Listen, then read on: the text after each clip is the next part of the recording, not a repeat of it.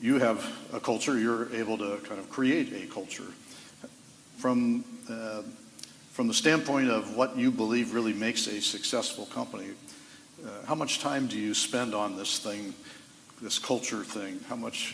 How would you describe the culture that you have in the companies at SpaceX and Tesla and so on? Well, I don't think we spend a lot of time sort of consciously on creating a particular culture, but I think the culture comes from the actions and the way that I guess you interact with people and conduct meetings. I think now that the companies are fairly big, Tesla's about 12,000 people, SpaceX is about just over 4,000 people. I've given some thought that to actually writing something up, because the amount of direct interaction I have with people is a lot more limited. I do skip level meetings, so it's like I meet with my report and their direct reports. It's good to hear some of these familiar words. Okay. Skip level meetings. I think that's a good we do idea. those too. Yeah, I think it's a good idea. I mean, generally, for a company, when it's very small, productivity grows quickly because of specialization of labor. And then productivity per person declines due to communication issues as the company gets bigger. Mm-hmm. As you have more and more layers through which communication has to flow, that necessarily imparts errors. Like every time information flows from one person to another, even with the best of intentions, you have information loss. So it's just broken telephone, basically. Yeah. So to the degree that you can alleviate that by doing things like skip level meetings, I think it's a good idea. But I think now the companies are getting bigger, and even with skip level meetings, there's just a huge number of people I don't see at all. I think some kind of written document that people can refer to, sort of like the rules of the company and how things should work.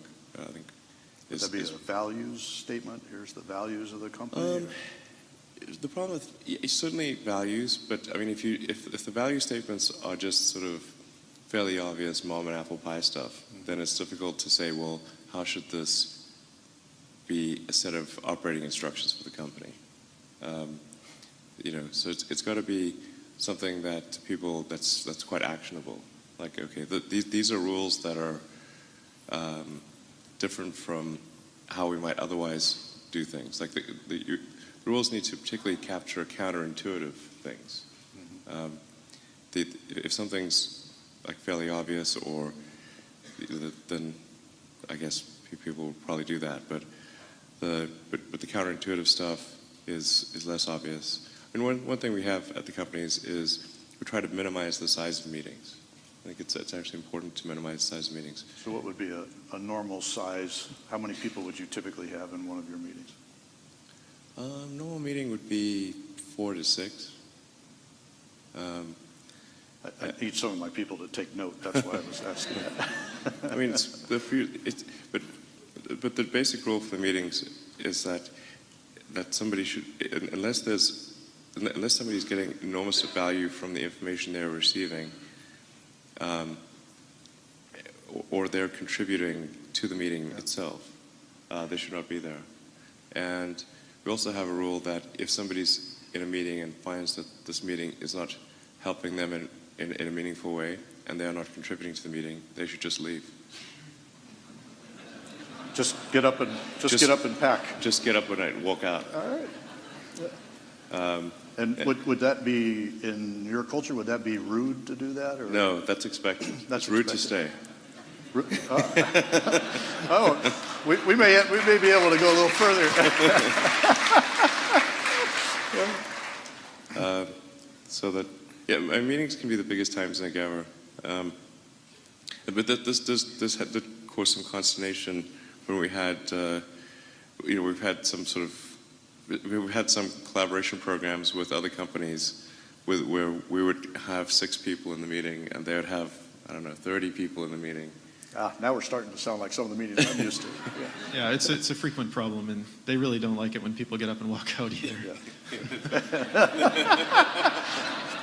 So let me get down to brass tacks. JB, how many meetings have you walked out on where Elon has been running the meeting? No, don't go there. Question. I'm just having some fun with you. It has happened. It has occasionally happened. I mean, he's serious. It's actually expected. It's a negative thing if you're just sitting there and not contributing and kind of on your phone or on your laptop in the corner of the meeting. You know, there's so many groups like that, and it's just no one's engaged and it's not productive. So do you have a no iPhone, BlackBerry policy when people are in meetings? Or do you let people try to multitask across the electronic communications while also engaging, participating actively in a meeting? I'm going to get off this topic shortly. I just kind of curious. We don't have a hardcore, like, I mean, people often have laptops and phones in the meeting. But if what they're mostly doing in the meeting is working on their laptop or phone, then they can do that at their desk. Right. So it's like They should get up and pack. yeah. I mean, if there's a sort of brief sort of lull in the meeting and they can they can do something, that's fine. It's okay. But if they're doing it too much, then they're obviously shouldn't be at the meeting in the first place.